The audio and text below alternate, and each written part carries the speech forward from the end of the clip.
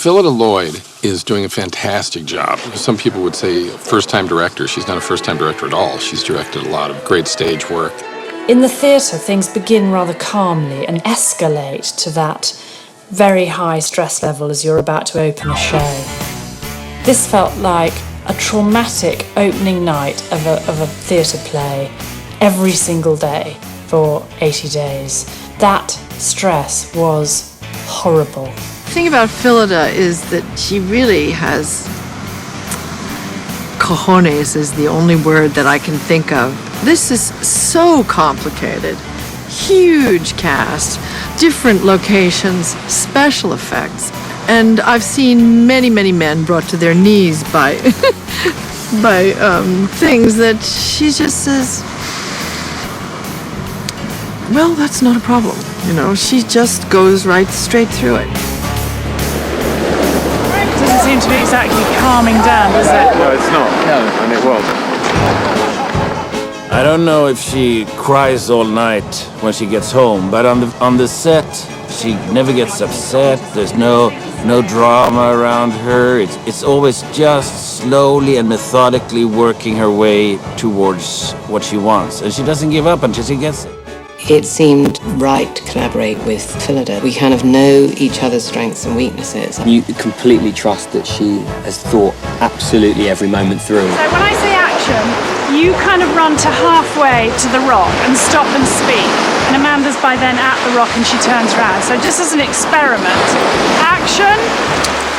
To get what was absolutely at the heart of Mamma Mia onto the screen, we needed the original team. And working with Martin Lowe, the musical director, was just absolutely amazing. 1, 2, 3. Tonight the super trooper lights are gonna find me. My job was to teach the entire company the music. And when you think of the ABBA songs, the backing vocals are often the sound that defines the songs.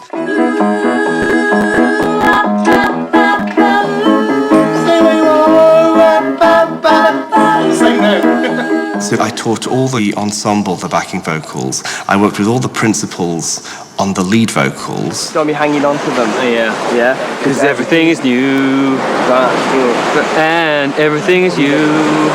We always used to say that the music was the star of the show, but now we have to eat our words with such an incredible cast. All our actors sang their butts off. The energy between them and Benny was just fantastic. And in the studio, they really delivered. So it became no stunt singing. Everybody sings all their own stuff. When you're gone, how I try, how can I carry on? And that's why we're looking this way. For months, I just listened to ABBA day in and day out, driving the kids to school. I can still recall all last summer. I was on fast forward to learn music and to put it into my voice, because it's never just learning notes. It's about making it sit comfortably in your voice. And the voice is a muscle. It's like you don't go out and just dance a big dance without rehearsing. It's the same with singing. Well, I can dance with your honey if you think it's funny. Does your mother know that you're out?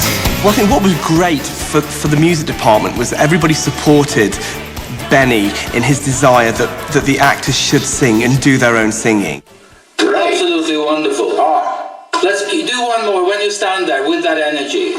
Now we're into the rock and roll world. And having worked on the stage show, I know what's required of actors in order to get through these parts. And I say get through the parts, it's not that. You've got to deliver them with a certain kind of panache and skill, because getting through these songs isn't good enough. We can't see your lips move, so it looks like you're not saying the word Waterloo. We do once more and then we'll move on. The hardest thing I found is to try and capture the energy that the track has with what they're doing is lip syncing to their track. There is a resistance to opening one's mouth too wide. To be clear, this doesn't cut it. Doesn't cut it, guys. Lay all your... You've got to commit to it. Let's go one more time. Playback. Go, go, go, go, go!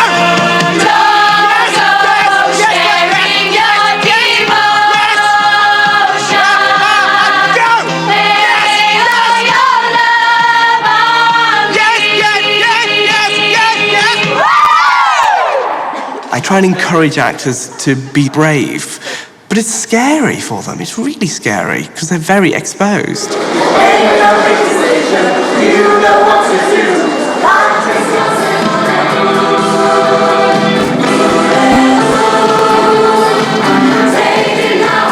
We're now in August.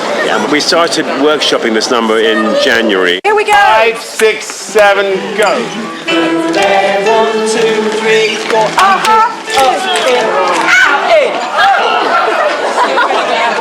Okay, guys, do not worry if you're not picking it up. It will come. Tomorrow's it's always better. And somehow the body learns it overnight. Here we go. Anthony Van Laast, the choreographer, was an absolute rock throughout. Your story is you're coming into her and she goes, kick, take it easy. Of all the shows I've choreographed, Mamma Mia was possibly the hardest show I'd ever worked on. For safety, always have your hands here so that if she ever did keep going, then you'll always know where the kick is. It's not thought of as being a hugely choreographed show, but in fact, every bit of what appears to be improvised, free, spontaneous movement actually is really thought out and developed and takes the story forward. Tonight the points, trooper, points are gonna find me marching like the sun. Yeah, woo!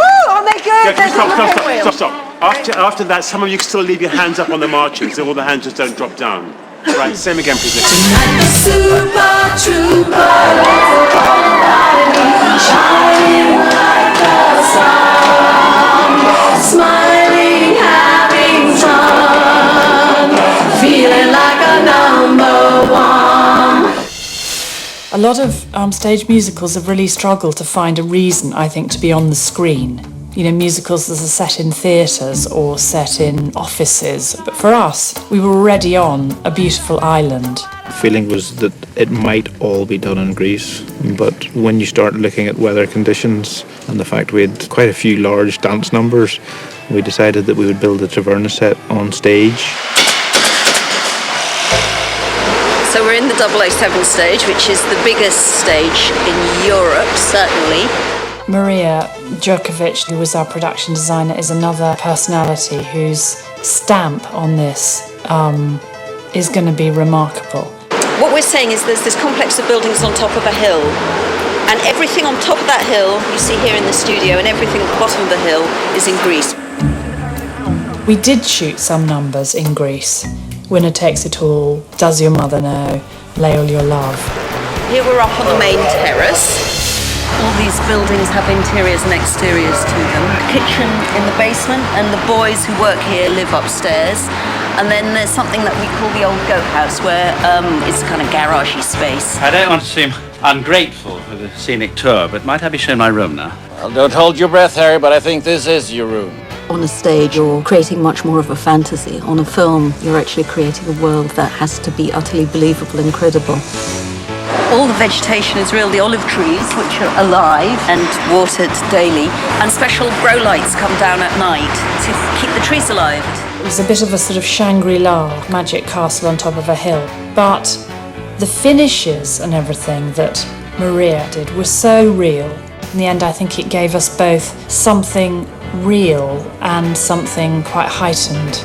The trick to make this work is it should be visually joyous, number one. It's a musical. The spirit of it is slightly frivolous and all those other things. But at the same time, the audience has to believe it. My God! Oh.